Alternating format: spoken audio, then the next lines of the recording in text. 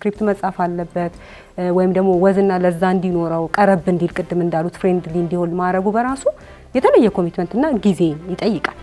የህግ ጉዳይን የምታቀርብበትን መንገድ ሌላውን ልክ ኢንተርቴይንመንት የሚያቀርቡ ሰዎች በሚያቀርቡበት መንገድ ሊሆን አይገባም። የራሱ ሙያው ላይ ያለውን ኤቲክስ ጠብቆ መጓዝ ያስፈልጋል። ካለማወቅ ወይም በቸልተኝነት ከሆነ ደግሞ ማስታወቂያ ገንዘቡ ስለተከፈለ ብቻ ሳይሆን ምንድነው የሚያመጣው ነገር ይሄ ነገር እውነት ነው ወይ ውሸት ሆኖ ቢገኝስ? የሚያስተላልፉትን መልእክት የሚያምን በጣም ብዙ ሰው አለ። የሚያምንም የሚከተልም ተቀብሎም የሚተረጉም ሰው አለ። ማን አለበኝነት ይሄ ህግ አይገዛኝም ማለት በቃ እኔ ያልኩት ብቻ ነው ትክክል ወይም ደግሞ እኔ በምፈልገው መልኩ ነው የሚሄድ። ይሄ ደግሞ በጣም ትክክል አይደለም። ትልቅ ትኩረት የሚያስፈልገው ብዬ የማስበው ህግ ባለማወቅ የሚደርሱ ጥሰቶች ወይም ጉድለቶች ሳይሆኑ እየታወቀ የሚፈጸሙ ነገሮች በጣም አሳሳቢ ይመስሉኛል።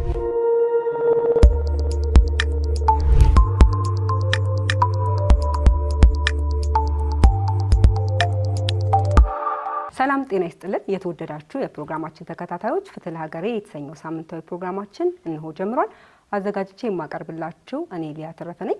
ዛሬ በፍትህ ለሀገሬ ውይይት የምናደርግበት ርዕሰ ጉዳይ የህግና የህግ ነክ ጉዳዮች ላይ ግንዛቤ ስለሚፈጥሩ የሬዲዮና የቴሌቪዥን ፕሮግራሞችን አስመልክቶ ነው።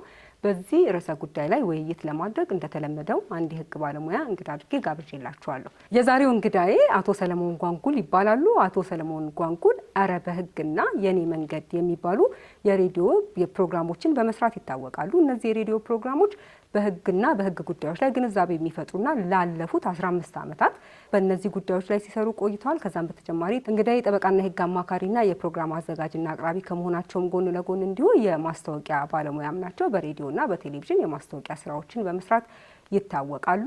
አረ በህግ ከሚል የሬዲዮ ፕሮግራም ጎን ለጎን ደግሞ ከፌዴራል ጠበቆች ማህበር ጋር በመተባበር አልሰማንም እንዳትሉ የሚል ፕሮግራም በማስተላለፍ ይታወቃሉ። በጣም አመሰግናለሁ እንግዲህ የሆነው ስለመጡ። እኔም ስለጋበዝሽኝ አመሰግናለሁ። በዚህ በህግ ጉዳዮች ላይ ግንዛቤ ለመፍጠር ምናልባት ካልተሳሳትኩኝ የዛሬ 15 ዓመት ያለ አይመስለኝም የህግ ጉዳዮች ላይ ግንዛቤ የሚፈጥር ፕሮግራም። ከተሳሳትኩኝ ያረሙኛል። ግን በዛ ጊዜ ጀምሮ እንደዚህ አይነት ጉዳዮች ላይ ለመስራት ምንድነው ያነሳሳውት? ጅማሬውና ሂደቱስ እንዴት ያለ ነበር? እሺ አንተ እያልሽ ብታወሪ ደግሞ የበለጠ ይቀለኛል። እሺ ሞክራለሁ።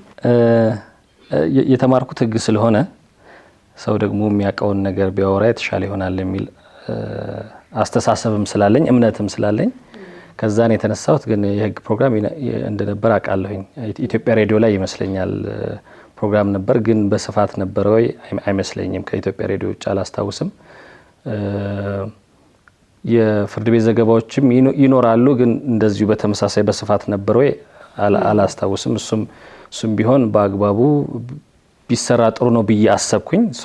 ለኔ የሚቀለኝ ብሰራ ጋዜጠኝነት ነው ስለነበረ ብሰራ የሚቀለኝ ምንድነው ብዬ ሳስብ እማቀውን የተማርኩትን ቢሆን ይሻላል በሚል እሳቤ ነው እሱ መስራት የጀመርኩት። እንዴት ነበረ ሂደቱ? እንዴት ያለ ነበረ? ምናልባት ያጋጠሙ ቻሌንጆችም ሊኖሩ ይችላሉ። እንዴት ነበር? አይ ጥሩ ነበር። ሰዎች መስማት ይፈልጋሉ፣ ማዳመጥ ይፈልጋሉ።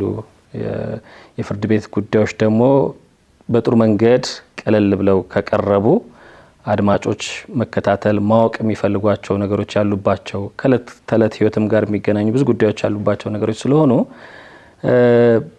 በራሴ መንገድ ለመስራት መሞከሬም ደግሞ ጥሩ ውጤት ያመጣ ይመስለኛልና በተለይ የፍርድ ቤት ዘገባዎች ላይ የሆነ ጥሩ ጅማሬ ለመፍጠር የቻልኩ መስሎ ይሰማኛልና ብዙም እንደ ቻሌንጅ የምጠቅሰው ነገር የለም። ምናልባት ቻሌንጅ ካልኩኝ ማውራውን ነገር መንግስት እንዴት ይረዳዋል? ያው ይደብረዋል ወይ? እሱ ነገር ያሳስብ ነበር። ግን በተቻለኝ መጠን ደግሞ ባላንስ አድርጌ ለመስራት ስለሞከርኩኝ አጋጥመዋል። ግን ያን ያህል ደግሞ ለማስቆም ያበቃ ቻሌንጅ ነበር ብዬ ለማለት እቸገራለሁ። የህግ ጉዳዮች ብዙ ጊዜ የሰዎችን የሚስቡ ነገሮች አይደሉም። ማለት ትንሽ ከበድ ያለ ሀሳብ ያለው ስለሆነ ስሰማው ደግሞ ፕሮግራሙን ቀለል አድርጎ በታሪክ መልክ መግለጽ ከዛ ሂደቱን ማስረዳትና ሰዎች በቀላሉ እነዛን ቁም ነገሮች እንዲያገኙበት የሚያደርግ ነው። እንዳሉት የዚህ ከህግ ጋር የተያያዙ ጉዳዮች ላይ ብዙ ጊዜ ክፍተቶችን አሁን የችሎት ዘገባዎች ወይም ደግሞ የተሰጡ ውሳኔዎችን ለማስተማሪያ ካልተጠቀምን በስተቀር እንደ ህግ ባለሙያና እንደ ህግ ላይ የሚያጠነጥን ፕሮግራም እንደሚሰራ ሰው ወይም ባለሙያ ፎከስ ሊደረግበት የሚችለው ነገር ጉድለት ነው፣ ክፍተት ነው። ለምሳሌ የህግ ጥሰት ካለ ከብዙ ሰዎች፣ ድርጅቶች ከመንግስት ጋርም ጭምር ያጋጫሉ ብዬ አስባለሁ። ለዛ ነው የጥያቄ መነሻ ያደረኩት። የዚህ እስኪ እስካሁን በነበረው ጉዞ ማህበረሰቡ ወይም የህግ ባለሙያ ያልሆነ ወይም ሌላ ሙያ ላይ ተሳትፎ የሌለው ሰው ብቻ ሳይሆን ባለሙያዎችንም ጨምሮ በጣም መሰረታዊ የምንላቸው የህግ ግንዛቤ ላይ ያሉ ክፍተቶችን አስተውለዋል ብዬ አስባለሁ። ምንድን ናቸው? ሀገራችን ላይ ያሉ ሰዎች የህግ ባለሙያ ሆነም ያልሆነም ባለሙያ ሆነም ያልሆነም ሰው አለበት ያሉት የሚሉት ክፍተት ምንድን ነው? የእርሶ ፕሮግራምስ እነዚህን ክፍተቶች በመዳሰስ ዙሪያ በምን ጉዳዮች ላይ ትኩረት አድርጎ ሰርቷል? እንግዲህ ከፋፍሎ ማየት ያስፈልጋል ብዬ አስባለሁ። በመሰረተ ሀሳብ ደረጃ መሰረታዊ የሆኑ ነገሮች ከማህበራዊ ህይወት ምናምን ጋር በተገናኙ ነገሮች ያው የህግን መነሻ ያደረጉ ነገሮች በተመለከተ አሉ ክፍተቶች። ግን ክፍተቶቹ ምንጫቸው ምንድነው የሚለውን ነገር መለየት የሚያስፈልግ ይመስለኛል። ካለማወቅ ነው ወይስ ደግሞ እያወቁም ከመጣስ ነው ወይ የሚለውን ነገር በደንብ ለያይቶ ማየት የሚያስፈልግ ይመስለኛል።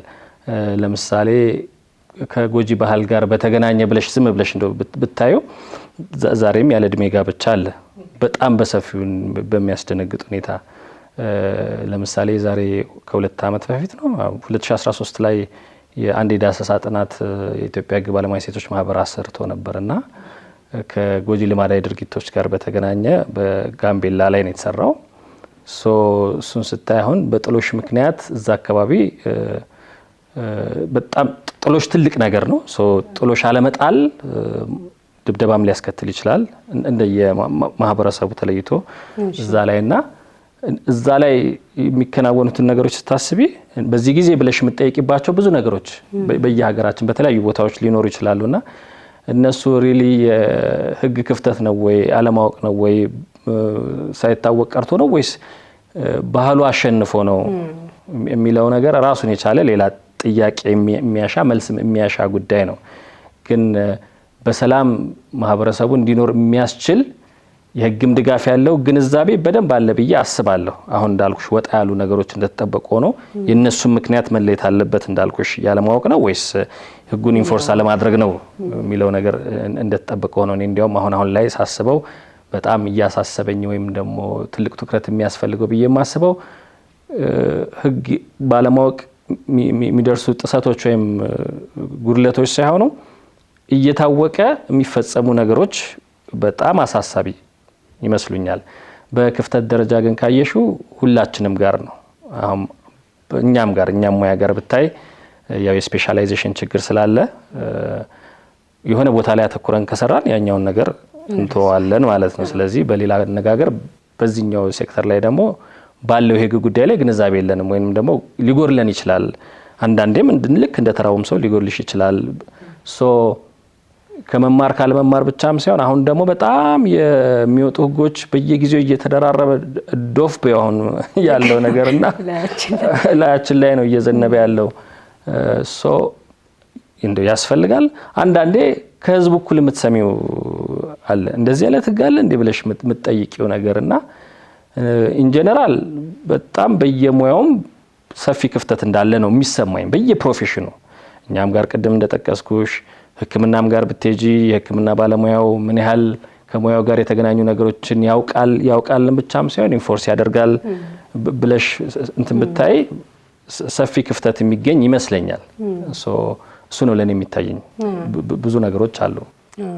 ምን በጣም ፎከስ ተደርጎ ምን ጉዳዮች ላይ ሰራችሁ? እስኪ በጣም ብዙ እንደሚሆኑ አስባለሁ። 15 ዓመት ቀላል አይደለም፣ በተለይ ደግሞ ከሚቀርብበት ጊዜ አንፃር ማለት ነው። ግን እንደው ዋና የምንላቸው ክፍተቶች ናቸው ብለን ያሰብናቸው እነዚህ ጉዳዮች እንዳሰናቸዋል የምትሉት?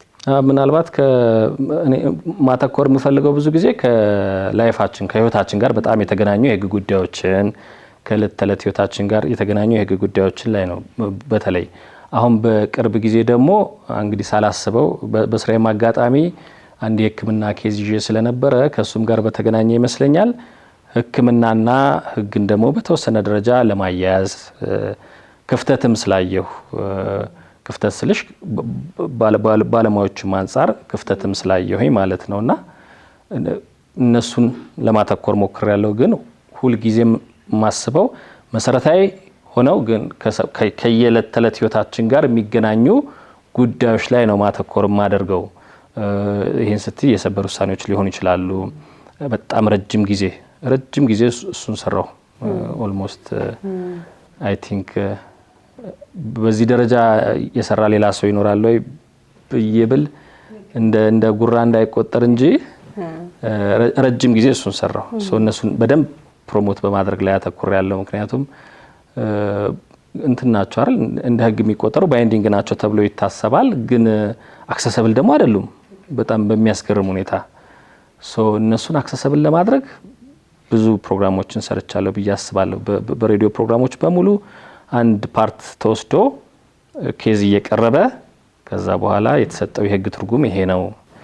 ይሄን ትርጉም ሰምታችሁ ጉዳይ ያላችሁ ሰዎች የሚጠቅማችሁ ከሆነ ተጠቀሙበት፣ የማይጠቅማችሁ ደግሞ ለመክሰስ የተነሳችሁ ካላችሁ ተዉት አይነት ነገር ለመንገር ሞክሬያለሁና በጠቅላላ ያለው ምስል ይሄን ነው የሚመስለው። በተለይ ደግሞ ከዚህ ከሰበር ውሳኔዎች ጋር በተያያዘ እንኳን አይደለም የህግ ባለሙያ ያልሆነ ሰው ቀርቶ እኛ ራሱ ለመከተል ያዳግተናል።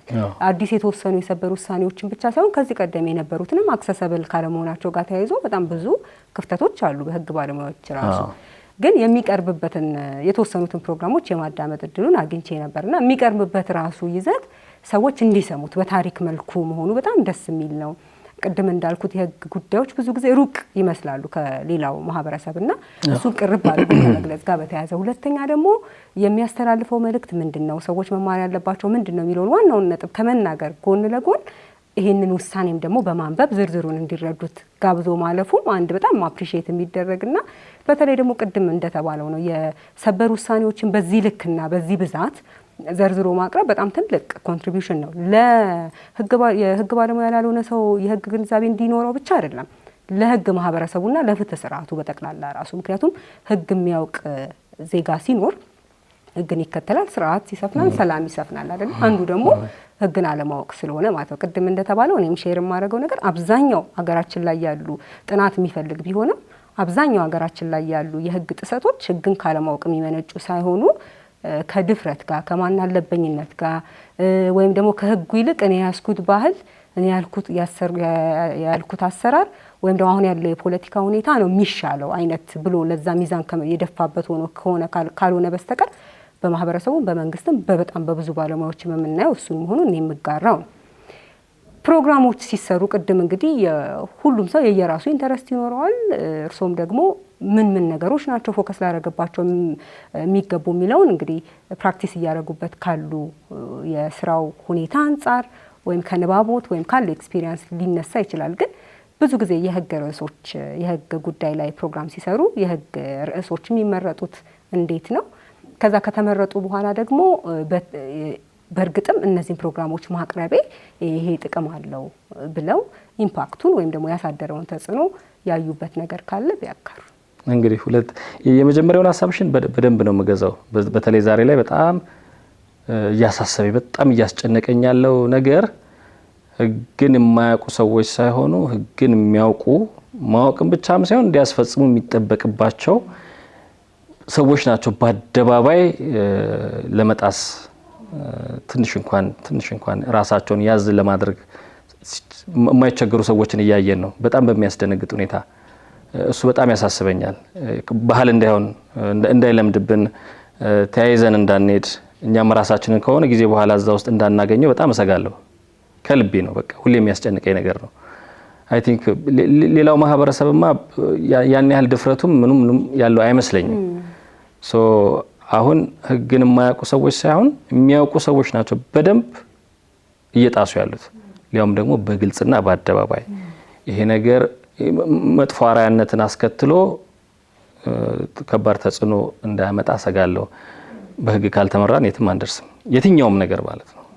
እንደሱ አይነት ከፍተኛ ስጋት አለብኝ ለራሴም። እሱን ያንቺንም ሀሳብ የምጋራው ነውና ጠያቂም የለም ደግሞ የሚገርምሽ ነገር ይሄ ቼክ ኤንድ ባላንስ የሚባለው ነገር ላይ በጣም ሁሉም ሰው እንቅልፍ ውስጥ ያለ ነው መስሎ የሚሰማኝ። ወደ ጥያቄሽ ስመጣ ግን ቅድምም እንዳልኩሽ እንደዚሁ ደረቅ ሲሆን እኮ ደስ አይልም አይደለ? ህጉን ጠቅሰሽ ምቾትም አይሰጥም። የወንጀል ህግ አንቀጽ ምናምን እስቲ ምቾት አይሰጥም። ስለዚህ ምንድነው ለማድረግ እኔ ጥረት ማድረገው በግል የማስበው ወደ ሰው ላይፍ ቀረብ እንዲል ማድረግ፣ ቃላቶችን የምንጠቀማቸውን ቃላቶች በጣም ፍሬንድሊ ማድረግ ወይም ደግሞ ቀለል የቀለለና የቀረበ እንዲሆን ለማድረግ መሞከር፣ ኬዞቹ ደግሞ ይሄ የኔ ጉዳይ አይደለም አይመለከተኝም አይነት ሳይሆን እንዲህ ያለ ነገር እኔንም ሊያጋጥመኝ ይችላል ብሎ ሰዎች ሊሳቡባቸው የሚችሏቸውን ጉዳዮች ለምሳሌ የጋብቻ ጉዳይ፣ የትዳር ጉዳይ ሊሆን ይችላል፣ የጤና ጉዳይ ሊሆን ይችላል። ግን ከሰው ላይ ቅርብ የሆኑት ነገሮችን እነሱ ላይ ትኩረት በተቻለ መጠን ትኩረት ለማድረግ እሞክራለሁ። ቀጥታ ላለማቅረብም እሞክራለሁኝ። አትሊስት ቃላቶቹን፣ ተርሞቹን ሙያዬም ስለሆነ ስለማቀው እነሱን በተወሰነ ደረጃ ቀይሮ ደግሞ ቅርብ በሆነ መልኩ ለማቅረብ ጥረት አደርጋለሁ። ኢምፓክት ያልሽኝን እሱም እንትን ማለት በጣም አስቸጋሪ ነው። ራሱን የቻለ ሪሶርስ ይፈልጋል አይደለ? እኔ የሰራሁት ስራ ምን አይነት ውጤት አምጥቷል የሚለውን ለመገምገም ራሱን የቻለ አቅም ይጠይቃል። ሰዎችን ማናገር ይኖርብሻል። ኩዌስቸነር መበተል ሊኖርብሽ ይችላል። እንዲህ ያሉ ነገሮች ማድረግ አስፈላጊ ሊሆን ይችላል። ግን አይደለም እሱን ኤክስትራ ለማድረግ አሁን ያለውንም ፕሮግራም ለመስራት ራሱ የራሱን ደግሞ እንትን ይፈልጋል፣ ቁርጠኝነት ይፈልጋል። ጊዜሽን እንደምትሰጪው የቤተሰብሽን ጊዜ፣ የፍርድ ቤት የምትቆሚበትን ጊዜ ምናምን ነው ከሱ ቀነሰሽ ነው የምትሰሪውና እሱን ለማድረግ አስቸጋሪ ስለሚሆን ግን ምን እናደርጋለን በኢመደበኛ በሆነ መልኩ ኢንፎርማሊ ግን ትሰሚያለሽ። ይሄንን አዳምጬ እኮ እንዲህ አድርጌ የሚለውን ነገር ኢንፎርማሊ ለመሰብሰብ ሞክራለሁ። በተለይ የተወሰነ ወቅት ላይ እንደዛ አይነት ነገር ለማድረግ ጥረት አድርጌያለሁ። ቴክስቶችን ለማየት እሞክራለሁኝ። ጥያቄዎችን አሁን የሰበር ውሳኔዎችን እንደ ጥያቄ አቅርበው ከዛ ደግሞ ሰዎች እንዲሳተፉበት ስናደርግ ከሚሰጧቸው ምላሾች ተነስተሽ የፈጠርሽውን ነገር ለመገመት ትሞክሪያለሽ። ግን እንደው ደፈር አድርገሽ እኔ እንዲያርግ ያለው እኔ የሰራሁት እንዲህ ያለው ውጤት አምጥቷል ብሎ ለመናገር ግን አይቻልም። ከባድ ነው። ምናልባት በጣም ብዙ ሰው እንደዚህ አይነት ጉዳዮች ሲሰሩ በጣም ብዙ ገቢ የሚያስገኙ እንደ ተጨማሪም ስራ ለምሳሌ አሁን እርስዎ ጠበቃና የህግ አማካሪ ኖት፣ ግን የሬዲዮ ፕሮግራሞች ሲሰሩ የተሻለ ገንዘብ የሚያገኙ አሁን ሬዲዮና ቴሌቪዥን ላይ መቅረብን ልክ እንደ ትልቅ ስለሚታይ የተሻለ ባለሙያም ጭምር ነው ስለሚያጋጥመኝ ነው እኔም በአንዳንድ አጋጣሚዎች ማለት ነው ያስባሉ። ግን እንደሚታወቀው ኢንተርቴይንመንት ወይም የመዝናኛ ፕሮግራሞች ያላቸውን ስፖንሰርና ድጋፍ አይነት እንደዚህ አይነት የቁም ነገር ፕሮግራሞች የላቸውም። ከዛ በተጨማሪ ደግሞ ክፍያም የለውም። ይህንን አውቃለሁ። በጣም ብዙ ሰዎች በዛ ረገድ ነው። በተለይ ደግሞ ይህንን 15 ዓመት ከቻሌንጆቹ ውስጥ ብዬ እኔ የማስበው ቅድም የሚጠቅሱታል ብዬ ያሰብኩት የዚህ ገቢ የለውም። ስለዚህ ከራስ የሚወጣ ነው። በነገራችን ላይ በገንዘብ ብቻ ሳይሆን ጊዜም ቀላል ነገር አይደለም። ያንን ጊዜ ለዛ ፕሮግራም ያ ፕሮግራም ቀጥታ መተው ሰበር ውሳኔዎች የሚነበብበት አይደለም። ስክሪፕት መጻፍ አለበት ወይም ደግሞ ወዝና ለዛ እንዲኖረው ቀረብ እንዲል ቅድም እንዳሉት ፍሬንድሊ እንዲሆን ማድረጉ በራሱ የተለየ ኮሚትመንትና ጊዜ ይጠይቃል። ከዛ መጥቶ ደግሞ ስቱዲዮ ገብቶ ሪከርድ ማድረግ፣ ከዛ በኋላ ምን ላይ ልስራ ብሎ ማንበብ፣ እነዚህ ነገሮች በጣም ጊዜ ይፈጃሉ፣ ገንዘብም ይፈጃሉ። ጊዜ ደግሞ ገንዘብ ነው። ስለዚህ እነዚህ ነገሮች ቀላል አይመስለኝም። ምናልባት በኋላ ላይ እንመጣበታለን። ስለ ቻሌንጁ ስናወራ ሰዎች ነው እነዚህ ነገሮች ሰፖርት ማድረግ ያለባቸው ስላሉ ማለት ነው መንግስትን ጨምሮ። ምክንያቱም የህግ ጉዳዮችን ለህብረተሰቡ ተደራሽ ማድረግ ማለት መንግስትን ማገዝ ስለሆነ ማለት ነው። በአንድም በሌላም እንግዲህ ፖዚቲቭሊ የሚተረጎም ከሆነ ማለት ነው። ስለዚህ እነዚህ ውስብስብ የሆኑ ነገሮችን ደግሞ ሰባብሮና ቀላል አድርጎ ማምጣት ቀላል አይመስለኝም። በጣም የህግ ጉዳዮች ጠጠር ይላሉ ለመረዳትም እንኳንና የህግ ባለሙያ ላልሆነ ሰው ቀርቶ ለህግ ባለሙያ ራሱ አንዳንዴ ትርጉም የምንፈልግባቸው ብዙ ነገሮች አሉ አይደል? እነሱን ውስብስብና ጠጠር ያሉ ነገሮች ዝቅ አድርጎ ወይም ደግሞ በቀላል ቋንቋ ለአድማጮች ወይም ለተመልካቾች እንዲደርስ ማድረግ ቀላል ነው ወይ? እንደዛ ደግሞ ሲደረግስ ደግሞ አይስትም ወይ? የዋናውን ቁም ነገሩን ወይም ማስተላለፍ የሚፈልግበት ትክክለኛ መልእክት ማስተላለፍ ይቻላል? ያው እንግዲህ ማውቀውን ነው የምሰራው ብዬ ስላልኩሽ ላለመሳት ጥረት ታደርጊያለሽ። ስህተት አይኖርም ብሎ ማሰብ አይቻልም። ግን ቅድም ያነሳሽው በተለይ ከሚወስደው ጊዜ አንጻር ገንዘብም ብዙ የማይገኝበትም ካልሽው አንጻር ምን ይጠቅማል መሰለሽ? የምትወጂውን ነገር መስራት የራሱ ይዞ የሚመጣው ሳቲስፋክሽን አለ። በእርግጥ እሱ ነው ትልቁ ገፊ ምክንያት እንጂ አልፎ አልፎ ምንድነው በድጋፍ ይሄን ፕሮዳክሽን ስሩልንና ይሄንን መልእክት እናስተላልፍ ብለው በሚመጡ ስፖንሰሮች የምታገኙ ጥቅም ይኖራል። ግን ይሄ ተማምነሽ ኑሮሽን የምትገፊበት አይደለም። ሁልጊዜም ይኖራል ማለት አይደለም። ወድጆ ስለምሰራ እንዳልኩሽና ተጨማሪም ስራ ስላለኝ ብዙም ተጽዕኖ አላሳደረብኝም። አይ ቲንክ ትልቁ ነገር ግን የምትሰሪውን ነገር መውደድ አሪፍ ነገር ነው። እኔ በደንብ ወድጄ ስለምሰራ አልፎ አልፎም ደግሞ የሆኑ ስራዎችን በተመለከተ እንዲሰራልን ግንዛቤ መፍጠር ስራ እንዲሰራልን እንፈልጋለን ብለው ሲያጋጥሙ በተለይ ግን ከግብረሰናይ ድርጅቶች ነው እንጂ ከመንግስት በኩል ጠብቄም አልጠብቅምም። እንዲያውም አንዳንዴ መሰናክል ሲሆን ነው የሚያጋጥመኝ። እንግዲህ አሁን ምሳሌ መጥቀስና ማውራት ይቻላል፣ ግን ብዙ አስፈላጊ ስላልሆነ እንለፈውና ግን እንደዚሁ አልፎ አልፎ የልጆች ጋር ምናምን እንዲህ ያሉ ነገሮች ይመጣሉና እነሱ በደንብ አስበውበት አምነውበት መስራት አለበት መደረግ አለበት ብለው በደንብ አስበው የሚመጡ አሉ። አልፎም ቢሆን እሱ ይዞ የሚመጣው የራሱ ጥቅም አለውና የጥብቅናውም ስለሚደጉመው በዛ መልኩ ነው የምንኖረው። ግን ትልቁ ነገር እንዳልኩሽ የምትወጂውን ነገር መስራት እሱ ራሱን የቻለ ሪዋርድ ይመስለኛል። እንደዛ ነው የማስበው። ትክክል ነው። እኔም እስማማለሁ። አንዳንዴ በገንዘብ ብቻ አይደለም ነገሮችን የምንለካው፣ ግን የሆነ ጥቅም እንዳለው መገመት ይቻላል። ቅድምም እንደተባለው ደግሞ ፎርማሊ የተሰብስቦ ምን አይነት ኢምፓክት አለው የሚለው ማግኘት እንኳን ባይቻል ኢንፎርማሊ ግን በጣም እንኳን አይደለም 15 ዓመታትንና በጣም ተደማጭ በሆነ ሬዲዮ ጣቢያ ላይ የቀረበን ቀርቶ አንዳንዴ በጣም በሶሻል ሚዲያ ላይ የሚሰጡ ራሱ ትንንሽ አሁን በመጡ ፕላትፎርሞች ላይ የሚተላለፉ መልእክቶች ያላቸውን ኢምፓክት ኢንፎርማሊ የምናየው ስለሆነ ማለት ነው። ስለዚህ እንዲገፉበት እንዲበረቱ፣ ሌሎችም ደግሞ ድጋፍ እንዲያደርጉ ነው በዚህ አጋጣሚ ማለት የምችለው። ምክንያቱም ቻሌንጁን በደንብ ስለምረዳው ማለት ነው። ግን እስኪ በማህበረሰብ ደረጃስ በባህሪ ለውጥ ልንለው እንችላለን። ለህግ ተገዢ የሆነ ማህበረሰብን ከማፍራት አንጻር ሊሆን ይችላል። ይህንን በማወቄ እንዲህ ከማድረግ ተከለከልኩ ወይም ደግሞ እንዲህ ከማድረግ ራሴን ቆጠብኩ በሚል ቅድም እንደተባለው ፎርማሊ ላናገኝ እንችላለን። ግን እንደሚሰሩበት ጣቢያም ሊሆን ይችላል ደግሞ እርሶም በራሶት ባረጉት እንትን እነዚህ ነገሮች መሰራታቸው ማህበረሰቡ ላይ በተለይ የህግ ጉዳዮች መሰራታቸው ማህበረሰቡ ላይ የባህሪ ለውጥ እንዲኖር ህግና የሚያቅ ለህግ ተገዢ የሆነ ስነ ስርዓትን የሚያከብር ስለሌሎች መብት የሚጨነቅ ግዴታውን የሚያቅ ዜጋን ከመፍጠር አንጻር እንደው በተረዱት ልክ እነዚህ ነገሮች ውጤት አላቸው የሚሉት ካለ? አዎ ትሰሚያለሽ። ኢንፎርማሊ እንዳልኩሽ ለምሳሌ አንድ ማስታውሰው ጉዳይ አንድ ሰው በወንጀል ሲታሰር ብቻውን አይደለም የሚታሰረው፣ ቤተሰብም አብሮ ነው የሚታሰረው። ልጆች ካሉ ፈተና ላይ መውደቃቸው አይቀርም።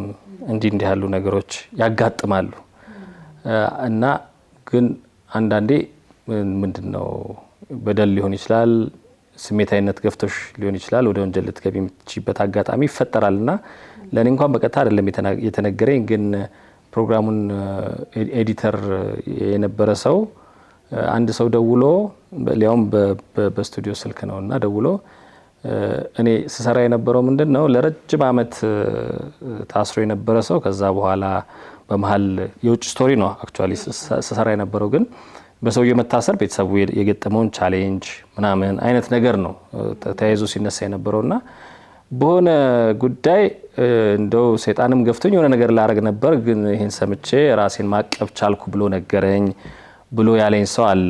ይሄ እንግዲህ ያው ከስንት አንዴ ኢንፎርማሊ ነው የምትሰሚው። እንዲህ ያሉ ነገሮች ይኖራሉ። በተለይ ከውሳኔዎች ጋር ከሰብር ውሳኔዎች ጋር በተገናኘ ይኖራሉ፣ በደንብ ይኖራሉ።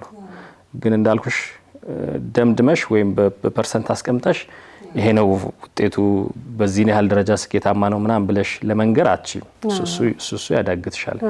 ግን ምንም ጥያቄ የለውም ማለት የቤቱ ድረስ ነው የሚሄድለት አይደል? አንድ ሰው ለማዳመጥ ምናልባትም ቁጭ ብሎ የግድ ማዳመጥ አይጠበቅበትም። የተንቀሳቀሰም እየሰራ ምናምን ሊሆን ይችላል። በሆነች አጋጣሚ ወደ ቀልብሽ የምትመጣ ነገር መቼ ሊሆን እንደምችል ባታቂም የሆነ ጊዜ ልትጠቀምበት ትችላለሽ እና እንደዛ ብዬ አስባለሁ። እና ለምሳሌ እኔ ማስታውሰው አንድ ጊዜ የሆነ ተቋም ኃላፊ ናቸው ከሴቶችና ህጻናት ጋር በተገናኘ ግን ቀጥታም ስራቸው ነው። በአጋጣሚ ግን የገረመኝ ማለት ነው 18 ዓመት ያልሞላቸው ህጻናት አልኮል መጠጣት እንደሚከለከሉ እኛ ሰው አያውቁም ነበር። ይሄ እንግዲህ የኃላፊውም ድክመት አለበት ብዬ ነው የማስበው። በዚህ ምክንያት አወቅኩ ብሎ ሲነግርሽ ልታውቂው ትችያለሽ፣ ግን ምንም አትጠራጠሪ የራሱን ኢምፓክት አለው፣ የራሱ የሚያስተላልፈው ነገር አለ። ስለዚህ ውጤታማ ነው ብዬ አምናለሁ፣ ምንም ጥያቄ የለውም።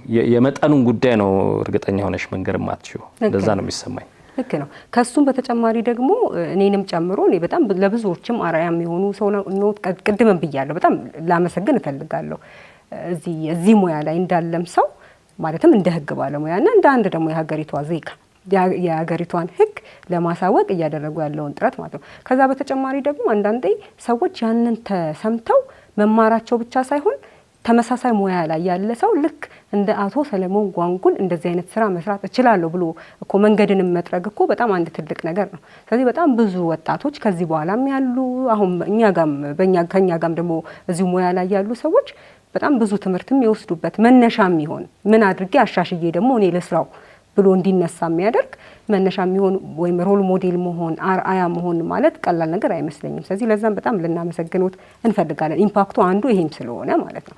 ምክንያቱም የትኛውም የህግ ባለሙያ ወይም ደግሞ የህግ ፕሮግራም መነሻ የሆነ ነገር ይኖረዋል። ስለዚህ በአንድ ሰው ጥረት ይሄን ያህል ከተሰራ ሌሎች ነገሮች ተጨምረው ደግሞ እንዴት ይሰራ የሚለውን ደግሞ ለሌሎችም ምሳሌ መሆን ቀላል ነገር አይደለም። ኮስችን ለማድረግ እድል የፈጠረ ይመስለኛል። አሁን እኔ እንግዲህ በዚሁ በሙያ አጋጣሚ አውቀውሽ በሆነ ጉዳይ ላይ እስቲ እንዲህ ያለ ማብራሪያም አምጣ ተብለሽ መጠየቅም ሌላ የራሱን የቻለ ነገር ወይም ደግሞ ሀሳብ አዋጣ መባልም። ለምሳሌ አንድ የማስታውሰው ምናልባት ቅድም ካነሳሹ በየዲሲፕሊኑ ክፍተት አለ ካልኩሽ አንጻር ሊሆን ይችላል። አንድ የማስታውሰው አንድ አይደለም ሁለት ኬዝ የማስታውሰው ከህክምና ጋር በተገናኘ ለምሳሌ ባነሳለሽ ሐኪሟ ህክምናዋን እየሰራች እያለ የአእምሮ ሐኪም ናት። ታካሚዋ የነበረ ሰው እንግዲህ በህክምናው ሂደት ውስጥ ሌላ ቦታ ላይ ወንጀል ሰርቶ እንደመጣ የሰው ነፍስ አጥፍቶ እንደመጣ አወቀች። ስለዚህ ጥያቄ የሆነባት ነገር ምንድነው? አምኗታል። ያው ህክምና እምነት አይደለም የመጀመሪያ የሚቀድመው፣ አምኗታል፣ ሚስጥሩን ሰጥቷታል። የመዳኑን መንገድ እንግዲህ ከፈጣሪ ቀጥሎ በሷ በኩል አድርጓል። እሷ ደግሞ እዚህ ጋር ሚስጥሩን አውቃለች። ለፖሊስ ብነግር ተጠያቂነት ይኖርብኛል አይኖርብኝ የሚለው ነገር ደግሞ አስጨንቋታል። ስለዚህ ምንድነው የሚሻለኝ የሚል ጥያቄ አነሳች። እስቲ በዚህ ጉዳይ ላይ እናውራ ብለውኝ ሄጄ ያወራሁበትን አጋጣሚ አስታውሳለሁ። እዛው ቦታ ላይ ደግሞ በተመሳሳይ ምንድነው የገጠመው? በተፈጥሮ ሲወለድ ሁለት ጾታ ሆኖ ነው የተወለደው እና ይሄ ብዙ አደባባይ አይወጣም አይነገርም። አክቹአሊ ግን ቤተሰቦቹም ወላጆቹም ሲያሳድጉ የነገሩት ወንድ ነህ ተብሎ ነው። ምክንያቱም እናት ለረጅም ጊዜ ወንድ ልጅ የማግኘት ፍላጎት ነበራቸው፣ አልተሳካም። በብዙ ጥረት መጨረሻ ላይ ኢንተርሴክስ ነው የሚባል ተወለደ ይሄ ልጅ። እንዳዩ ደንግጠው ለሕክምና መጥተው ነበረ። ግን ለሕክምና ሲመጡም ያጋጠሟቸው ሐኪሞች በአግባቡ ትሪት አላደረጓቸውም። እሳቸውም አላመኑበትም። ልጃቸውን ይዘው ተመልሰው ሄዱ። ስለዚህ ልጁ ወንድ ነኝ እያላደገ እንደ ወንድ አክት እያደረገ ምናምን ግን መጨረሻ ላይ ተፈጥሮ አይደለ የሴትነት ነገሩ ደግሞ ሲመጣ ግራ መጋባት ተጀመረ ምናምን። ስለዚህ እስቲ በራሱ ጊዜ ደግሞ እስቲ ሕክምና ብሎ ሲመጣ ተመረመረና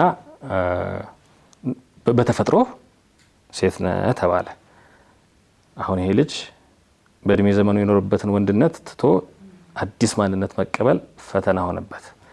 ስለዚህ ምንድነው ጥያቄ ያነሳው? ወንድነቴን ታስቀጥሏታላችሁ ወይም ራሴን አጠፋለሁ? ይሄ ከሐኪሙ ጋር የነበረ ኮንቨርሴሽን ነው። ስለዚህ ንግግር ያስፈልግ ነበረ። ምንድነው የሚሻለው? ለምሳሌ ሕክምናው ቢሰጥ እንደ ጾታ ለውጥ አስቆጥሮ ያስጠይቃል ወይ? ሕክምናውን አለመስጠትስ ኢምፓክቱ ምንድነው? የህግ ተጠያቂነት አለበት ወይ? እንዲህ ያለ ነገር መጣ። እስቲ ቆይ በዚህ ጉዳይ ላይ እናውራ፣ ዲስከስ እናድርግ። አይ እኮ ምናምን ተብሎ ዘል በጣም ታደንቂያለሽ እንዲህ ያለ ነገር። እንዲህ ያሉ ለመነጋገርም ለመወያየትም እድል ከፈተ ብዬ አስባለሁኝ። ተመሳሳይ ኤክስፔሪየንሶች ነበሩ። አሁን ከዚህ ቀደም ከኤችአይቪ ጋር በተገናኘ የኤቲክስ ፈተናዎች ነበሩ። እንግዲህ ከሆነ አመት በፊት አሁን በጣም ጥሩ ለውጥ አለ፣ ጥሩ ነገር ነው። ግን መገለሉ ከህክምና አሰጣጡ ጋር በተገናኘ ምርመራ ጋር በተገናኘ ምናምን ኢሹዎች ነበሩና የሆነ ወቅት እስቲ በዚህ ጉዳይ ላይ ፕሮግራም እንስራ። ለምሳሌ ማስታወሳቸውን ኬዞች ነው የምነግርሽ። ማስታወሰው አንድ ለምሳሌ በዚህ ጉዳይ ላይ ፕሮግራም ስንሰራ ራሷ ደወለችል ነርስ ናት። እዚህ ጋር ታካሚዋ ነው፣ የህክምና ክትትል ያደርጋል፣ የጸረ ኤችአይቪ መድኃኒት ይወስዳል። ይሄን ሂስትሪውን በደንብ ታውቃለች። ይሄን ታሪኩን ደብቆ ግን ሌላ ክፍለ ሀገር ሄዶ ከ15 ቀን በኋላ ሚስት ሊያገባ ነው። ማግባቱ አይደለም የሚደንቀው፣ ምርመራ ተመርምሮ ኤችአይቪ ኔጌቲቭ ነኝ የሚል ወረቀት ሰጥቷታል ለልጅቷ።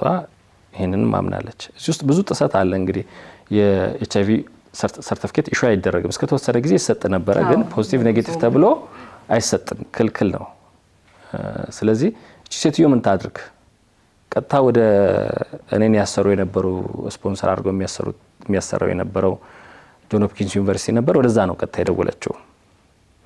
እናንተ ምላሽ የሚል ፕሮግራም ነበረን ስንሰራ የነበረው በፓኬጅ እና እንዲህ ያለ ነገር እየሰራችሁ ነው። እኔ ደግሞ በስራዬ ይሄን አጋጠመኝ፣ ምን ላድርግ? ዝም ብዬ ልይ ወይስ ምንድነው መፍትሄው?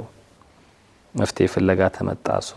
ራሱን የቻለ ሂደት መጓዝ ነበረብን። እንዲህ ያሉ ነገሮች ስለዚህ በተቻለ መጠን እንደው ቀጥታ ውጤቱን ባትመዝኙ ሰዎች ጋር እየደረሰ ሰዎችም የራሳቸውን አስተዋጽኦ እንዲያበረክቱ ምክንያት የሆኑባቸው አጋጣሚዎች። አንዳንዴ ፕሮግራም የምትሰሪው እኮ አንቺ አቅደሽ አይደለም፣ ኢሹ ራሱ ወደ ራስሽ ይመጣል። እኔ አሁን ሳላስብ ተስቤ ከገባውባቸው ጉዳዮች ለምሳሌ የሆነ ወቅት ላይ ከጊዜ በኋላ የመጣ የአካል ጉዳትና እሱን ተቀብሎ በስኬት የመኖር እኔ ሌላ ነገር አይደለም ማረገው። ከጊዜ በኋላ አካል ጉዳተኛ የሆኑ ሰዎችን ነው ኮንታክት ማድረገው። ለምሳሌ አለማየሁ አጎናፍር የሚባል ነፍሱን ይማረው በጣም ምደነቅበት ሰው ነበረ። 12ኛ ክፍል ፈተና ተፈትኖ ኦልሞስት 29-30 አመት ገደማ ላይ ነው አይነ ስውር የሆነው። ስለዚህ ላይፍ እንደ አዲስ መጀመር ነበረበት። ብሬል ተምሮ ዲፕሎማውን ይዞ ዲግሪውን ይዞ ማስተርሱን ይዞ ዶክትሬቱን ይዞ እሱ አይደለም ሰርፕራይዝ የሚያደርገው። እንዲሁ ድንገት በተለያየ ምክንያት አካል ጉዳተኛ የሆኑ ሰዎችን እየሄደ እኔን አታዩኝም እያለ ያስተምር ነበር። እኔ መንገድ ሆንኩኝ። ገብቶሻል? የሱን ስቶሪ ሰራው። ቤታቸው ውስጥ ለረጅም አመታት የተቀመጡ ሰዎች በቃ ከኛ የተለየ ላይፍም እኛ የገጠመን ገጥሞትም የተሳካለት ሰው አለ ለካ። ስቲል የምንደዋወላቸው ሰዎች አሉ። አመት ባል ሲኖር እንኳን አደረሰሽ የምንባባላቸው ሰዎች። ኢምፓክቱን በእንዲህ ያለ መልኩም ልትመዝኙ ትችያለሽ። ጠቀሜታው ቅድም ለራስም ጭምር ነው። ያው የፕሮግራም ማሳብ ይሆናል። ሌሎች ሰዎችም ጋር በእንዲህ ያለ መልኩ ለረጅም አመት ከቤታቸው ቁጭ ብለው የነበሩ ሰዎች የዚህን ሰውዬ ስቶሪ ሰምተው ሲወጡ መስማት በጣም ያስደስታል። እና እንዲህ ያሉ ጥቅሞችም ይዞ ይመጣል። ውጤቱንም በዛም አጋጣሚ ማየት ይቻላል ብዬ አስባለሁ። ለሌሎች መትረፍም ይቻላል። በትንሹ የታሰበና የታቀደ ነገር ሰዎች በመስማታቸው ሀሳብ በመስጠታቸው ምክር በመጠየቃቸው ምክንያት ደግሞ እየሰፋ እንዲሄድ ያደርጋል። እሺ፣ ከዚህ አሁን ከኢምፓክት ጋር ተያይዞ ሰዎች ይመጣሉ፣ ይጠይቃሉ። በጣም እስማማበታለሁ እኔም። ከዛ በኋላ ባላሰቡት መንገድ ደግሞ እየሰፋ ይሄዳል። አሁን ደግሞ በቅርቡ ከኢትዮጵያ ፌዴራል ጠበቆች ማህበር ጋር በጋራ በመተባበር አልሰማንም እንዳትሉ በሚል የሬዲዮ ፕሮግራም ጀምራችኋል። ምንድነው ይዘቱ? ምን ላይ ያተኮረ ነው? እንዴት ነው ደግሞ እየተሰራ ያለውና ምናልባት ደግሞ በጣም ብዙ ሰዎች ይህንንም ፕሮግራም መስማት አለባቸው ብዬ ስለማስብ ሰዓቱ ቀኑ መቼ ነው የሚለውንና አብራችሁ የምትሰሩት ስራ ምንድነው የሚለውንም ያው አልሰማንም እንዳትሉ ነው የምንለው። እሺ አልሰማንም እንዳትሉ እያለን እንናገራለን ማለት ነው። ከሰኞ እስከ አርብ ሸገር ላይ ነው የሚተላለፈው። ሸገር ማለዳ ላይ ጠዋት 1 ሰዓት ከ10 ላይ ነው የሚቀርበው። የሰበር ሰሚ ችሎት ውሳኔዎችን የቅርብ ጊዜዎቹን ጨምሮ የፌዴሬሽን ምክር ቤት የሚሰጣቸው ትርጉሞች አሉ። እንደምታውቂው ባይንዲንግ ናቸው። ግን አሁን በስራ ሂደት የተረዳሁት ነገር ምንድነው ሰበር በሻራቸው ውሳኔዎች ሁሉ ፌዴሬሽን ምክር ቤት በሻራቸው ውሳኔዎች ሁሉ የሰበር ውሳኔዎች ቆመን ፍርድ ቤት እየተከራከረ መሆናችንን ደርሼበታለሁ በአንዳንድ ጉዳዮች። እነዚህ ነገሮች ማውጣት ነው። የፌዴሬሽን ምክር ቤት ውሳኔዎችን እናነሳለን፣ የሰበር የቅርብ ጊዜ ውሳኔዎችን እናነሳለን። አሁን ደግሞ ቅድም እንዳልኩሽ ዶፍ የሆነብንን በየጊዜው የሚወጡ ህግጋትን በተቻለን መጠን እየመረጥን ሰዎች እንዲያውቋቸው ማድረግ ለኛም እየቸገረን ስለሆነ እንግዲህ ያው ስንሰራ ለራሳችንም እንጠቀማለን። ምንም ጥያቄ የለውም። የራስን እንጠቀማለን ኦፍ ኮርስ። እና ባጭር በ5 ደቂቃ ጊዜ ውስጥ እነዚህ ነገሮች አሳጥሮ ማቅረብ መንገር ነው የፕሮግራሙ አላማ። ከሰኞ እስከ አርብ ድረስ ጠዋት 1 ሰዓት ከ10 ላይ እሱን እንሰራለን በሸገር ሬዲዮ ሸገር ኤፍኤም 102.1 ላይ ማለት ነው። በዚህ አጋጣሚ የኢትዮጵያ ፌዴራል ጠበቆች ማህበር ምንድነው ተነሳሽነቱን ወስዶ ሀሳቡን ስናቀርብ ተቀብሎ ለመስራት መፍቀዱ በጣም ጥሩ ነገር ነው። ምስጋና ይገባል ብዬ አስባለሁ። በዚህ አጋጣሚ ሌሎች የሙያ ማህበራትና የመንግስት ራሱ መስሪያ ቤቶች በተለይ ፍትህ ጉዳይ ላይ የሚሰሩትን ጨምሮ ከዚህ ደግሞ ብዙ ይማራሉ ብዬ አስባለሁ።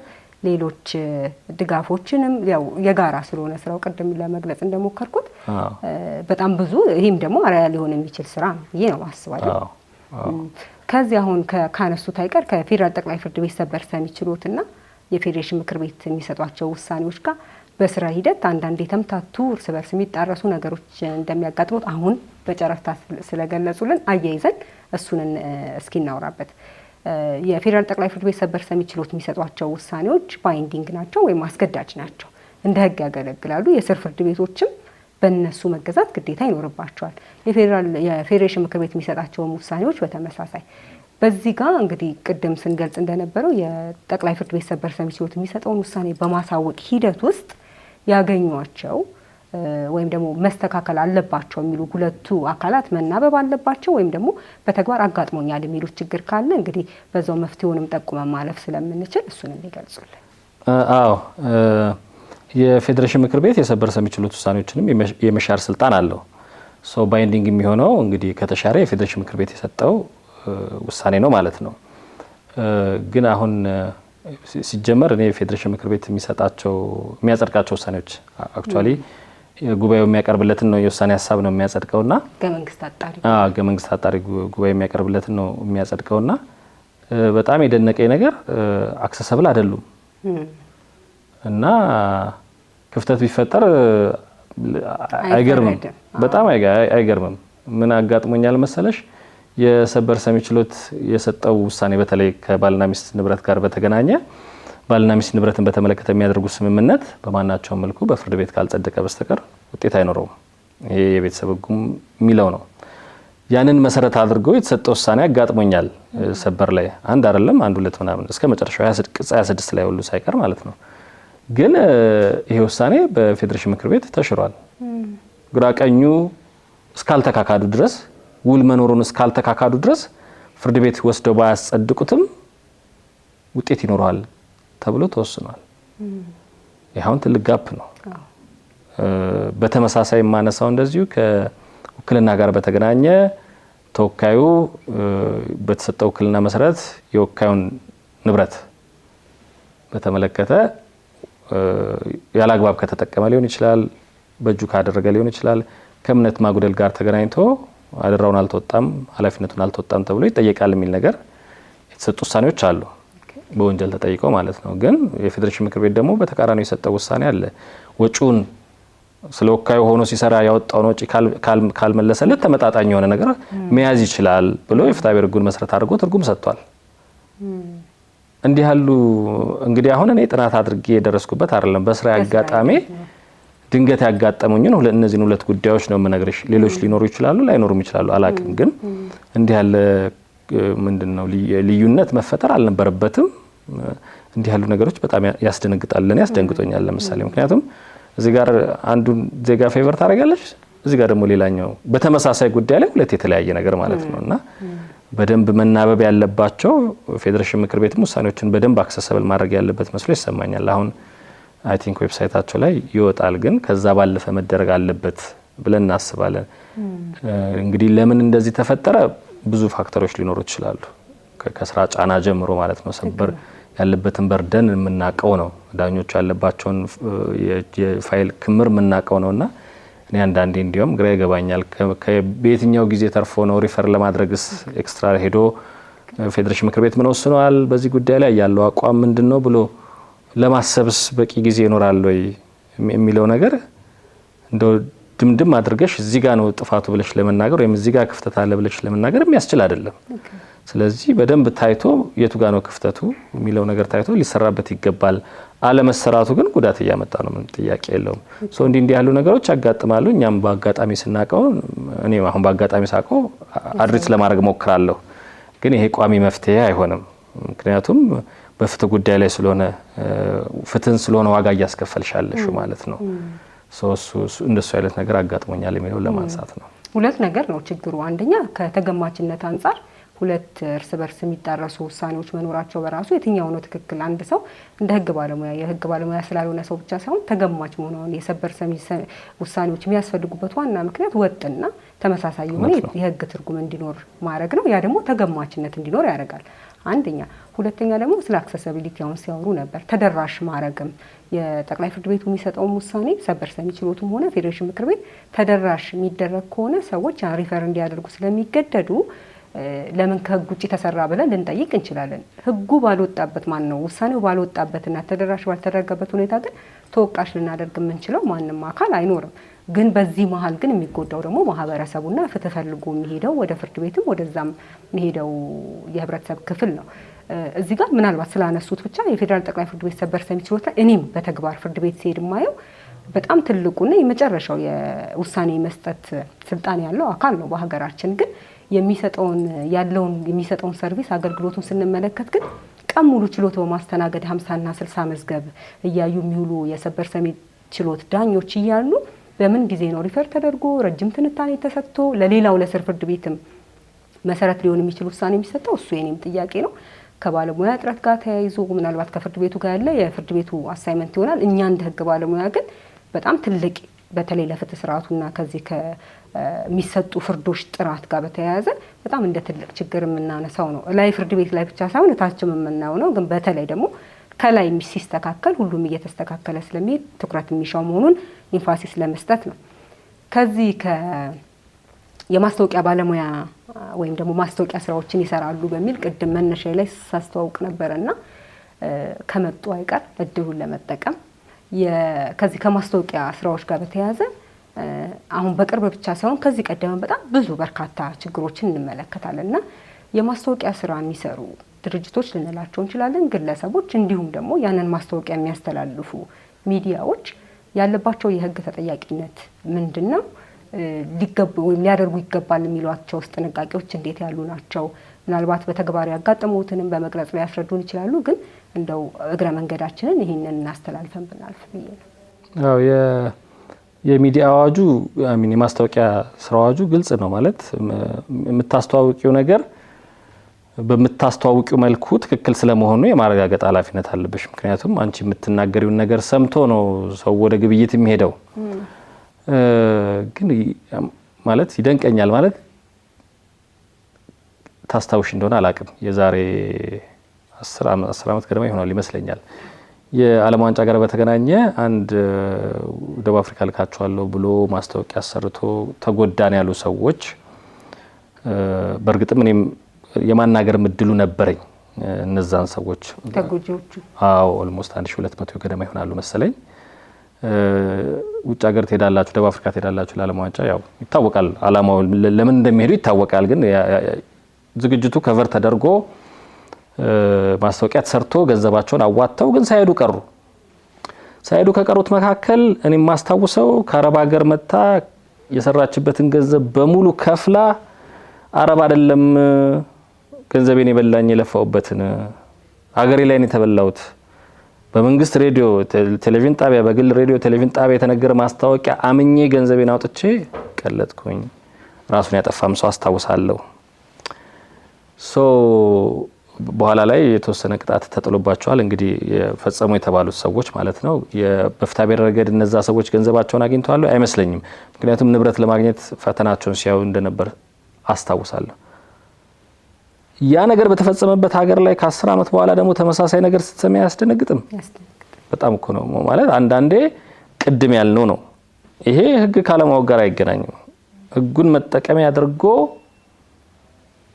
የህግ በላይነት እንዳይከበር ስራዬ ብለው ከሚሰሩ ሰዎች ኃላፊዎችም ጋር ሊሆን ይችላል ጋር የሚገናኝ ነገር ነው ቅድም በጣም ያሰጋኛል ይሄ ምንድነው ህግን የመጣስ ነገር እየተለማመድ ነው ይዞን እንዳይሄድ ያሰጋኛል ብያልኩሽ እሱን ነው እንደው ጀነራላይዝ እናደርገው ኃላፊነት አለባቸው ጥያቄ የለውም የተጠየቁም ማስተዋወሳለሁ አይ ቲንክ ሁለት ቴሌቪዥን ጣቢያዎች በሌላ ጉዳይ ሌላ ኬዝ ደግሞ አጋጥሞ እንደዚህ መኪና አስመጣለው ብሎ ሳያስመጣላቸው ቀርቶ ገንዘባችንን ተበላን ብለው ቴሌቪዥን ጣቢያዎቹን የከሰሱ ሰዎችና ፍርድ ቤት የቀረበ ጉዳይ አውቃለሁ የሚያሳስበኝ ግን እንዴት ይደገማል እንዴት አንድ ነገር ድጋሚ ተመልሶ አንድ ገወጥ ድርጊት ድጋሚ ተመልሶ ሌሎች ሰዎችን ደሞ ሲጎዳ ለማየት እንገደዳለን ይሄ በጣም ያሳዝነኛል አሁን በቅርቡ ምንድነው በዲጂታል ሚዲያው ስንሰማ የነበረ አንድ ጉዳይ ስላለ እሱን ሳይ ወደ ጭንቅላቴ የመጣው ከዚህ በፊት የተበደሉ ሰዎች ናቸው ህጉ ሳይኖር ቀርቶ ነው አይደለም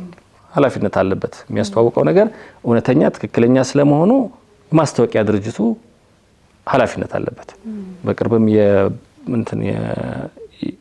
ተቋሙም ያወጣውን መመሪያ ልከውለት ለኛም እንደዚህ ሼር ሲያደርግ ለማስተዋወቂያ ባለሙያዎች ምናምን ተብሎ አይቻለሁ አክቹአሊ እኔ ራሴ ማስተዋወቂያ ባለሙያ አላደርግም ሲያጋጥመኝ ሰራለው በሚለው ነው ግን ከህጉ ረገድ ካየሽው ግልጽ ነው ህጉ ተጠያቂነትን ያስከትላል ግን በጣም ለኔስ አሁንም ጥያቄ የሚሆንብኝ ነገር ግን በተመሳሳይ ጉዳይ 2-3 ጊዜ እንደ ሰዎች ይበደላሉ የት ነው የምትሄጂው ኦፊሻል ኢንቮልቭመንት ስላለበት ነው ይሄው ለፈተና የሚመጣው ሰውን አልተጠነቀቅም ብለሽ ለመፍረድ ያስቸግረኛል የፖሊስ ትልቁ ኃላፊነት ወንጀል መከላከል አይደለ ለምንድነው መከላከል ላይ የማይሰራው በእንዲህ ያለ ማስታወቂያዎች ሲለቀቁ ሲሰራጩ ይሄ ነገር ህገወጥ ነው ብለሽ ለምን አታስቆሚም ሰዎች ከተጎዱ በኋላ ተጎዱ ብሎ መንገሩ ዜና ማረጉ ምን ይጠቅማል ይሄ ባሰ የህግ ስርዓቱ ላይ እምነት ያሳጣ ይመጣ አደገኛ አካሄድ ነው በተደጋጋሚ መፈጸሙም ደግሞ የባስ ልብ የሚሰብር ነገር ነው ሚለውን ነገር ማንሳት ፈልጊ ነው በዚህ አጋጣሚ ምናልባት ከዚህ ቀደም ካለሽኝ ከማስታወቂያው ጎን ለጎን ሌላው በጣም የሚያሳዝነኝ እንግዲህ ይሄ ነገር በጣም እየገፋ መሄዱን ለምሳሌ ክፍተት በተተው ጉድጓዶች ውስጥ ሰዎች ወድቀው ገቡ ሞቱ ሲባል እንሰማለንና ያሳዝናል በቀደም ዜና እየሰማሁኝ የ216 እና 17 አመት ወጣቶች የሆነ ቦታ ላይ ገብተው ሞቱ ተብሎ ዜና ተሰራና የሚያስደነግጥሽ ግን ከሁለት ወራት በፊትም በተመሳሳይ ወጣቶች ህይወታቸው አልፏል ብሎ ዜና ዘጋቢው ሰርቶ ጨረሰ እንዴት አንድ ሰው ገብቶ በሞተበት ጉድጓድ ድጋሚ ሌላ ሰው ይሞታል ቅድም ካነሳ ነው ጋር ይገናኛል ህጉን ካለማወቅ ጋር አይገናኝም የኢንፎርስመንት ችግር ግን በዚህ ደረጃ የሰውንም ህይወት ዋጋ ያስከፈለ ነው ይሄ ነገር በደንብ የሚያስጨንቅ የሚያሳስብ የተጠያቂነት ጉዳይ በደንብ ካልሰፈነ አደገኛ ነገር ነው የሚፈጠረው ብዬ ያሰጋኛል ሁሌ ያሰጋኛል እሱን ለማለት ፈልጌ ነው በጣም አመሰግናለሁ ይሄ እንደ ተራ ነገር ይሄ ቸልተኝነት ነው ብለን ራሱ በቀላሉ የምናልፈው ነገር አይደለም ምናልባት እኔ ስመስጠት ካስፈለገው የማን አለበኝነት ይሄ ህግ አይገዛኝም ማለት በቃ እኔ ያልኩ ብቻ ነው ትክክል ወይም ደግሞ እኔ በመፈልገው መልኩ ነው የሚሄድ ይሄ ደግሞ በጣም ትክክል አይደለም እንደ ሀገርም ሁላችንንም የሚጎዳ ነገር ስለሆነ ማለት ነው በተለይ ደግሞ እንደ አንድ ዜጋ እኛም ይመለከተናል አገሪቷ ላይ ስርዓትና ህግ ሲጣስ እና ሀገር ስትጎዳ በአንድም ሆነ በሌላ እያንዳንዱ ዜጋ ስለሆነ የሚጎዳው ማለት ይሄ ደግሞ እንደ ባለሙያም ኃላፊነት ስላለብን ደግመን ደጋግመን ልንጮህበት የሚገባ ነገር እንደሆነ እኔም አስባለሁ ከዚህ ከማስታወቂያ ጋር ተያይዞ ያለው ነገር በርግጥ ሰዎች ማስታወቂያውን ተከትለው ነው ወይ እዛ ድርጊት ውስጥ የሚገቡት የሚለው ነገር ያው አንድ ብቻ አይደለም ፋክተሩ ግን ማስታወቂያ ደግሞ በራሱ በሚታመኑ ሰዎች አይደለ ማህበረሰቡ አምናቸዋለሁ ቦታ ሰጣቸዋለሁ በሚሉ ታዋቂ ግለሰቦች ወይም ትልልቅ ተሰሚነት ያለባቸው ሰዎች ሲሆኑ እሱ አንድ ፋክተር ነው። ሁለተኛ ነገር ደግሞ የሚተላለፍበት ሚዲያ በተለይ በቴሌቪዥን እና በሬዲዮ መንግስት እያወቀው የሚሰራጭ ከመሆኑ ጋር በተያያዘ ደግሞ ይሄ ጉዳይማ በአግባቡ ተጣርቶ ህጋዊ ሆኖ እንደሚፈጸም ተረጋግጦ ነው በሚል ስለሆነ ማህበረሰቡ የሚገባው እንደዚህ አይነት ጉዳዮች ላይ አንድ ብቻ ላይሆን ይችላል ፋክተሩ። ግን ባለሙያዎችም ቅድም እንደተባለው በማወቅም ባለማወቅም የሚሰሩበት ነገር ስላለ ማስታወቂያ የሚሰሩ ሰዎች ራሱ እነሱም ሊማሩበት የሚገባ ነው ብዬ ነው ማስበው። አሁን ካሉት ላይ አንደኛ እያወቁ ከሆነ እየገቡበት ያሉት ህግ የሚባል ነገር አለ፣ ማጣራት አለባቸው። ካለማወቅ ወይም በቸልተኝነት ከሆነ ደግሞ ማስታወቂያ ገንዘቡ ስለተከፈለ ብቻ ሳይሆን ምንድነው የሚያመጣው ነገር፣ ይሄ ነገር እውነት ነው ወይ ውሸት ሆኖ ቢገኝስ የሚለውን ነገር እስከሚችሉ ድረስ ያቅማቸውን ማረጋገጥ ይጠበቅባቸዋል። በተግባር አሁንም በቅርብ እያየናቸው ያለነው ነገር ከሁለቱ የትኛው ነው የሚለውን እኛ እዚህ ጋር መደምደም ባንችልም፣ ግን በአንድም ሆነ በሌላ ሰዎቹን ተጠያቂ ሊያደርግ ሚዲያውን ተጠያቂ ሊያደርግ የሚችል ነገር ስለሆነ ተጠያቂነት ስላለ ብቻ ሳይሆን እሱን ተመልክቶ ደግሞ የሚጎዳ ዜጋ ስላለ ለዜጋውን ማሰብ ግዴታቸው ስለሆነ ይህንንም ከግምት እንዲያስገቡት ነው። በጣም ጥሩ መልእክትን ያስተላለፉልን።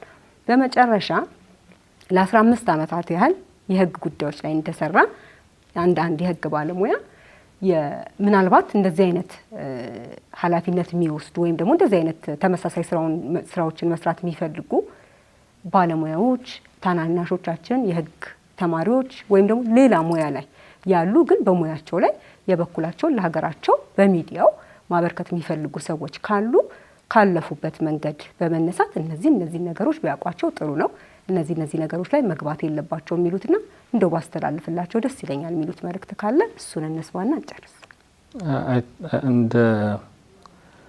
አንደኛ እንደ ሙያ መስራት ይቻላል። የስራ እድልም ነው አይደል? አዎ።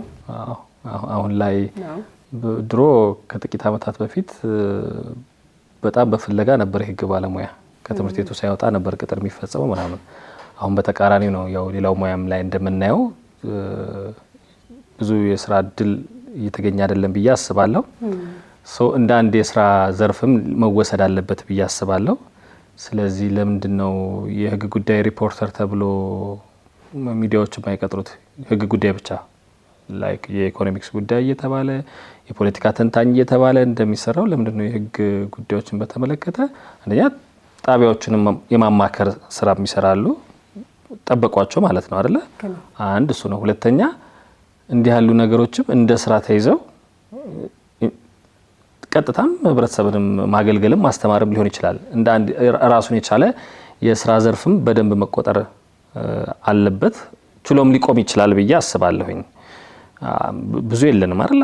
አርቲክል መጽሐፍ ላይ የለንበትም እንትንም የለም እንጂ እድሉም የለም። ፐብሊኬሽን ላይ ብዙም የለም ማለት ይቻላል። አሁን እንደው በህግ ጉዳይ ላይ የሚታተም መጽሔት ወይ መጽሐፍ ማግኘት ለሁሉም የሚሆን ነገር ማለት ነው። ስለዚህ የሚዲያውንም ስራ እንደ አንድ ስራ ተወስዶ መስራት ይቻላል። ይህንንም ማሰብ ይቻላል ብዬ አስባለሁ። አሁን እንትን ላይ ይታያል በደንብ ዲጂታል ነገር ላይ በደንብ ይታያል።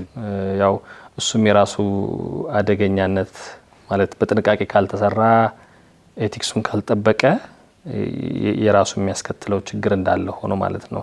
አንዳንድ አልፎ የማያቸው ነገሮች ስላሉ ነው። ፒውርሊ ከሙያ ያፈነገጠ ንግድ የሚመስል ነገር ይታያል። እንግዲህ ምናልባት እሱ ታርሞ በስነ ስርዓት ታርሞ ከመሄድ ከቻለ የራሱን አስተዋጽኦ በደንብ ማበርከት ይችላል ብዬ አስባለሁ። ምልክቶችም አሉ። እንደዛ መቁጠር ይቻላል የሚል እምነት አለኝ።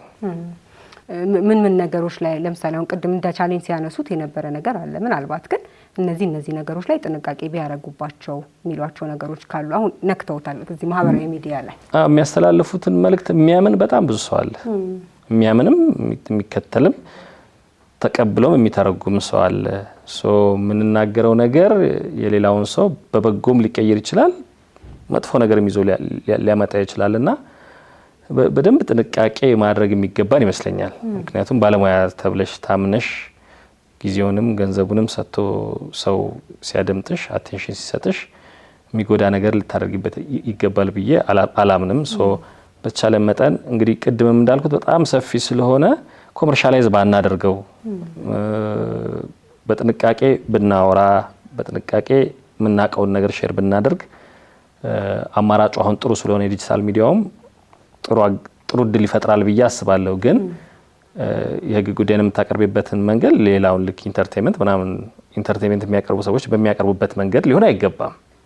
የራሱ ሙያው ላይ ያለውን ኤቲክስ ጠብቆ መጓዝ ያስፈልጋል። እኔ አሁን እንዲያውም ምናልባትም ይሄንን በኃላፊነት የሚመራው ፍትህ ሚኒስቴርም ሊሆን ይችላል እንዴት ነው ካሁን በኋላ ወደፊትስ ዌይ ፎርዋርዱ ምን ይመስላል የሚል ነገር በደንብ ታስቦበትም ፍሬም መደረግም ያለበት መስሎ ይሰማኛል።